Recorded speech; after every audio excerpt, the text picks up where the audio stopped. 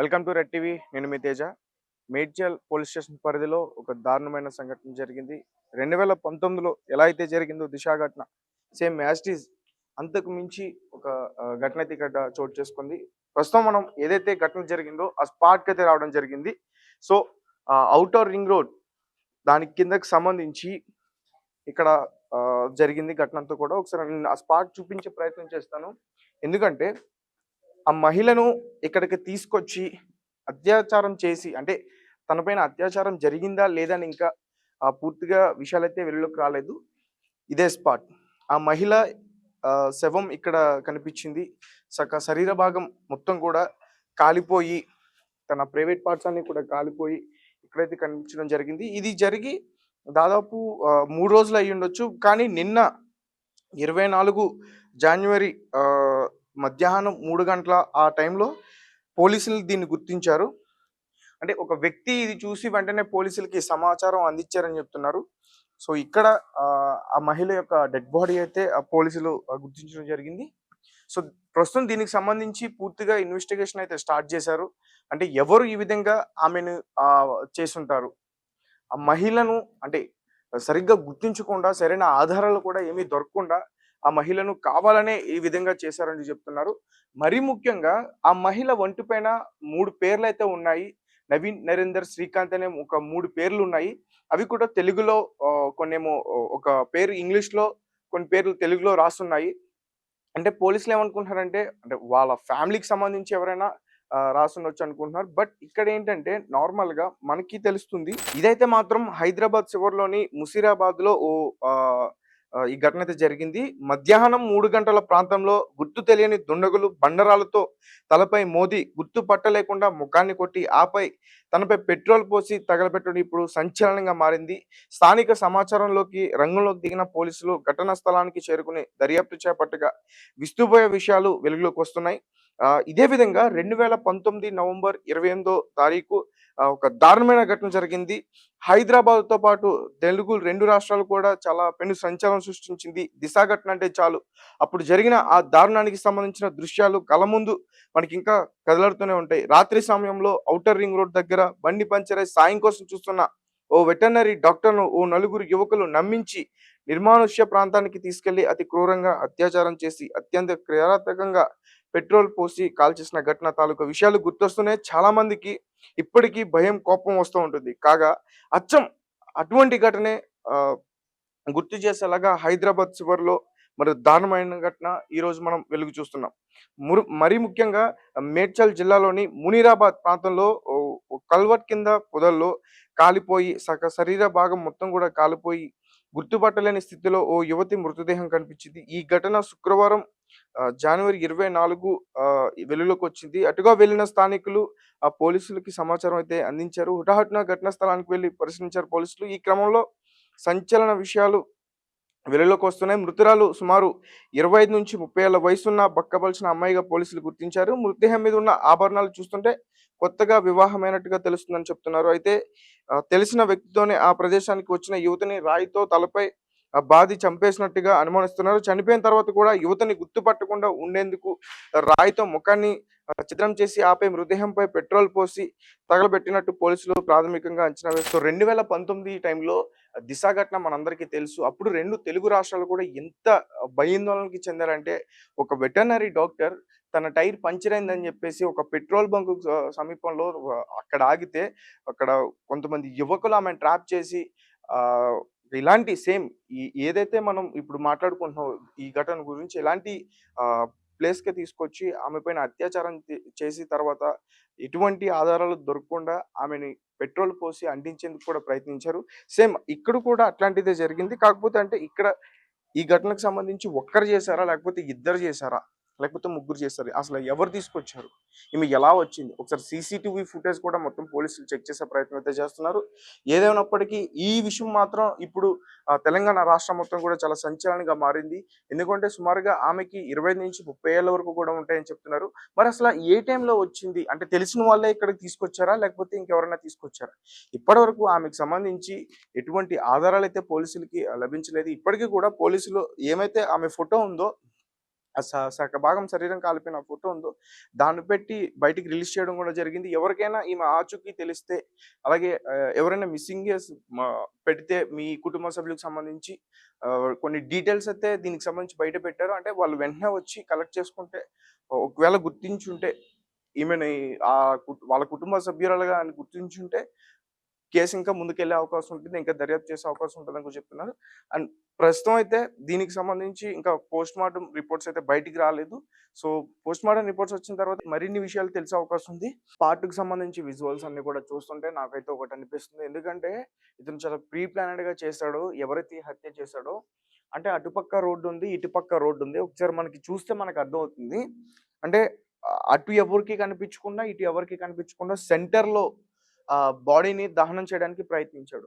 అయితే ఇక్కడ కొన్ని విషయాలు మనకు తెలియాల్సింది. ఎందుకంటే ఆహ్, తను అంటే ఎక్కడన్నా చంపేసి బాడీని ఇక్కడికి తీసుకొచ్చాడా? లేకపోతే ఇక్కడికి తీసుకొచ్చిన తర్వాతే రాళ్ళతో కొట్టాడా? ఒకవేళ రాళ్ళతో కొట్టుంటే అంటే ఇక్కడ మనకు దగ్గరలో ఎక్కడ కూడా రాళ్ళు కనిపించట్లేదు. ఒకవేళ పోలీస్ వారు వాటిని ఆహ్, తీసుకెళ్ళి అంటే చెకింగ్ చేసే ప్రయత్నం చేస్తున్నారేమో అని లేకపోతే కొట్టిన ఆ రాళ్ళు వేలిముద్ర ఉంటాయని చెప్పేసి తెలివితేటలకి ఆ రాళ్ళని తీసుకెళ్ళి వేరే ప్లేస్‌లో పడేసాడా? సో, బహుశా ఆ రాళ్ళను కూడా పోలీసులు సేకరించుండరు. ఎందుకంటే రాళ్ళ మీద ఫింగర్ ప్రింట్స్ లభించే అవకాశం ఉంటుంది కాబట్టి ఖచ్చితంగా అవి పోలీసులు తీసుకునే అవకాశం అయితే నాకైతే అనిపిస్తుంది. అండ్ ఈ స్పాట్ ఇతనికి ముందు ఖచ్చితంగా తెలిసే ఉంటుంది. ఎందుకంటే ఇక్కడ జనసంచారం ఉండే ఏరియా కాదు. మహా అయితే ఇక్కడ ఏమైనా జంతువులు గాని, కుక్కలు గాని అలాంటివి తిరిగే ఏరియా. మనకి ఇక్కడ మట్టిని కూడా చూస్తుంటే వాటర్ ఫ్లో కనిపిస్తుంది. అంటే ఇప్పుడు వర్షాలు సరిగ్గా లేవు కాబట్టి అంత ఇక్కడ వాటర్ అయితే ఏం కనిపించట్లేదు. సో, అంటే పైన ఔటర్ రింగ్ రోడ్ ఇటు నుంచి ఇటువైపు వెళ్తే మనకి షామీర్పేట్ రోడ్ ఇది. సో, ఆ ఔటర్ రింగ్ రోడ్డు. సో, అంటే ఇంతకు ముందు నాకు తెలిసి ఇతను ఖచ్చితంగా ఈ స్పాట్‌ని చూసుకొని వెళ్ళుంటాడు. లేకపోతే ఈ స్పాట్ అతనికి తెలియదు. సో, అంటే ఇలాంటి ప్లేస్‌కి తీసుకొచ్చి దహనం చేసేస్తే ఎవరికీ తెలియదు. ఆధారాలు లేకుండా చేయొచ్చని అతను ప్లాన్ చేసుకున్నట్లయితే ఖచ్చితంగా తెలుస్తుంది. అండ్ కొన్ని పేర్లయితే వినిపిస్తున్నాయి. అంటే బీహార్ బీహార్‌కి సంబంధించిన వాళ్ళే చేసుంటారు అని చెప్పేసి. బట్ తన శరీరం పైన మాత్రం మన తెలుగు పేర్లయితే ఉన్నాయి. అందులో ఒక పేరు తెలుగులో పచ్చబొట్టు పొడిచి ఉంది. సో, ఈమె ఖచ్చితంగా వివాహమైన మహిళ అనే చెప్తున్నారు. అంటే ఆమె బాడీ మీద అవన్నీ కూడా చూస్తుంటే మన హిందూ సాంప్రదాయానికి సంబంధించిన మహిళగా అయితే మనకి కనిపిస్తుంది. ఒకసారి ఇక్కడ చూడొచ్చు. ఎందుకంటే ఇక్కడ కొంచెం బ్లడ్ గాని అంటికిపోయిన అదంతా కూడా కనిపిస్తుంది. అతనితో పాటు తెచ్చుకున్న పెట్రోల్ నాకు తెలిసి సరిపోయి ఉండకపోవచ్చు. ఎందుకంటే ఒక్కసారి ఈ ప్లేస్‌కొచ్చి మళ్ళీ ఇదే ప్లేస్‌కి రావాలంటే అతనికి ఖచ్చితంగా భయం పుట్టే అవకాశం ఉంది. ఎందుకంటే ఎవరైనా చూస్తారు, ఏదైనా చేస్తారు అని చెప్పేసి. సో, అంటే ఇక్కడ మనకి కనిపిస్తుంది ఆ బ్లడ్‌కి సంబంధించిన ఆనవాళ్ళు గాని, తన సారీకి సంబంధించిన అవన్నీ కూడా మనకు తెలుస్తున్నాయి. సో, అంటే వీటిని ఆధారంగానే పోలీసులు మరింత ఇన్వెస్టిగేషన్ చేస్తే గాని పూర్తి విషయాలైతే మనకి తెలిసే ప్రయత్నం అయితే ఖచ్చితంగా లేదనిపిస్తుంది. ఎందుకంటే కిల్లర్ ఎవరైతే ఈ హత్య చేశాడో ఈ కిల్లర్ చాలా తెలివిగా వ్యవహరించాడు. అంటే ఫస్ట్ అతను ఇక్కడే ఆమెను చంపేండా? లేకపోతే ఎక్కడైనా చంపేసి ఇక్కడ తీసుకొచ్చాడా? ఎందుకంటే ఒకవేళ చంపేసి ఒకవేళ ఇక్కడికి తీసుకురావడానికి ప్రయత్నిస్తే ఖచ్చితంగా సీసీటీవీ ఫుటేజ్‌లో రికార్డ్ అవుతాయి. అక్కడి నుంచి ఇక్కడి వరకు కూడా ఈ గ్రామం ఇటు కొంచెం ముందుకెళ్తే ఒక గ్రామం ఉంది. ఆ గ్రామం అక్కడ కూడా సీసీటీవీ ఫుటేజ్ రికార్డ్ అయ్యే అవకాశం ఉంటుంది. సో, అంటే వాళ్ళిద్దరూ కలిసే ఇక్కడికొచ్చారు. కలిసి వచ్చిన తర్వాత ఆమెను హతమార్చి చంపేశాడా? ఇది అసలు ఒక్కరే చేశారా? లేదా ఇద్దరు చేశారా? లేదా ముగ్గురు చేశారా? ఖచ్చితంగా నాకనిపిస్తుంది ఏంటంటే ఒక్కడి వల్ల కాని పని. ఒకవేళ ఒక్కడే చేసుంటే గనక ఇక్కడ ఈ ఏరియాని చూస్తే మనం ఏదైనా మాట మాట్లాడితే రీసౌండ్ వస్తుంది. బయటికి ఖచ్చితంగా వినిపించే ఛాన్సెస్ అయితే ఉన్నాయి. ఎందుకంటే బయట సౌండ్ కూడా మనకు అంతే విధంగా ఇక్కడ వినిపిస్తుంది. మనం మాట్లాడితే ఏదన్నా ఇక్కడ రీసౌండ్ వెళ్తుంది. అంటే ఇది క్లోజ్డ్ ఏరియా గాని రీసౌండ్ వెళ్తుంది. సో, అంటే ఇది ఖచ్చితంగా ఒక్కడు చేసిన పనైతే కాదు.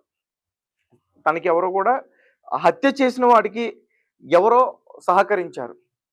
ఇది ఒక్కరి వల్లైతే అయ్యే పని కాదు. ఇద్దరు గాని, ముగ్గురు గాని ఈ హత్య ఖచ్చితంగా చేసుంటారు. ఎందుకు ఈ విధంగా చెప్పాల్సి ఉంటుందంటే, గతంలో దిశ ఘటన జరిగినప్పుడు మన తెలుగు 2 రాష్ట్రాలు కూడా ఎంత భయాందోళనకి గురయ్యాయో మనకు తెలుసు. అప్పుడు కొంతమంది యువకులు ఒక వెటర్నరీ డాక్టర్‌ని ఏ విధంగా అత్యాచారం చేసి, దాని తర్వాత తనని హత్య చేసి, ఎటువంటి ఆనవాళ్ళు లభించకుండా పెట్రోల్ వేసి తగలబెట్టేందుకు ప్రయత్నించాడు. అండ్ ఇక్కడ ఆహ్, అంటే ఎదర నాకొకటి కనిపిస్తుంది. అది పెట్రోల్ బాటిల్. యెస్. ఈ ఈ ఇతను ఇందులో పెట్రోల్ బాటిల్ తెచ్చుకునే ప్రయత్నం అయితే చేశాడు. యెస్. ఈ క్యాప్ కూడా ఉంది. మనకి ఆ డ్రాప్స్ అయితే కనిపిస్తున్నాయి. ఆరెంజ్ కలర్‌లో ఉన్న డ్రాప్స్ అయితే మనకి క్లియర్‌గా కనిపిస్తున్నాయి. బహుశా పోలీసులు దీన్ని మర్చిపోయి ఉండొచ్చు సేకరించడంలో. నేను ఒకసారి వాళ్ళకి గుర్తు చేసే ప్రయత్నం చేస్తాను. సో, ఇదే ఈ బాటిల్‌లో పెట్రోల్ తెచ్చుకునే ప్రయత్నం చేశాడు. లేకపోతే బైక్‌లో ఉన్న పెట్రోల్ తీసి ఈ విధంగా చేశాడా? ఒకవేళ హత్య చేయాలనుకున్నవాడు, ఎటువంటి ఆధారాలు దొరకకుండా చేయాలనుకున్నవాడు ఖచ్చితంగా పూర్తిగా పెట్రోల్ మొత్తం తన పైన మొత్తం కాల్చేసే ప్రయత్నం చేస్తాడు. కాకపోతే చంపేసి ముందైతే తన తన తన డెసిషన్ ఏంటంటే ఇక్కడ దొరికిన ఆధారాల ప్రకారం ఆలోచిస్తుంటే ముందు తనని హత్య చేశాడు. తను చంపాలనేది తన మొదటి నిర్ణయం. తర్వాత ఆధారాలేమీ లేకుండా తను ఎవరు అనేది ఎవరు గుర్తించకుండా చేసేది అనేది తన ప్లాన్. సో, ఫస్ట్ అయితే బండరాళ్ళతో తనని కొట్టాడు. బండరాళ్ళతో తనను కొట్టి, దాని తర్వాత పెట్రోల్ పోసి తగలబెట్టాడు. ఆ పెట్రోల్ పోయడానికి బాటిల్ అయితే ఇంగో ఇదే. ఖచ్చితంగా ఇదే యూజ్ చేసుంటాడు. ఈ సారీకి సంబంధించినవన్నీ కూడా మనకు కనిపిస్తున్నాయి. సో, అంటే ఇవన్నీ కూడా పోలీసులు ఖచ్చితంగా సేకరించే ఉంటారు. బట్ ఆ బాడీకి సంబంధించిన అంటే ఆ మహిళకు సంబంధించిన డీటెయిల్స్ అయితే ఇప్పటివరకు రావట్లేదు. అంటే ఎవరైనా గుర్తుపడితే కానీ ఆ మహిళ యొక్క ఆధారాలు ఏంటో తెలీదు. అండ్ చేసిన వాళ్ళు ఎవరనేది కూడా తెలుసుకునే ప్రయత్నం చేయొచ్చు క్లియర్‌గా. ఎందుకంటే ఆ మహిళకి సంబంధించిన నంబర్స్, ఆ ఫోన్ నంబర్ గాని అవన్నీ కూడా ట్రాక్ చేస్తే మనం చెక్ చేస్తే ఫుల్ డీటెయిల్స్ తెలిసే అవకాశం ఉంది. ఎందుకంటే లాస్ట్ టైమ్ ఎవరితో మాట్లాడింది, లాస్ట్ టైమ్ ఎవరితో ఎక్కడికెళ్ళింది, ఎవరిని కలిసింది, ఇలా ఈ విధంగా ఆ కోణంలో దర్యాప్తు చేస్తారు. సో, అంటే అప్పుడు తను లాస్ట్ టైమ్ ఎవరితో మాట్లాడిందో ఆ నంబర్‌ని పోలీసులు ఖచ్చితంగా కాంటాక్ట్ చేసి నువ్వు లాస్ట్ టైమ్ ఎక్కడికెళ్ళావు, ఏం చేసావు, ఏంటి అనేది అక్కడి నుంచి తవ్వుకుంటూ వస్తే మనకి ఈ కేసులో చాలా విషయాలు, వాస్తవాలు బయటపడే అవకాశం అయితే నాకనిపిస్తుంది.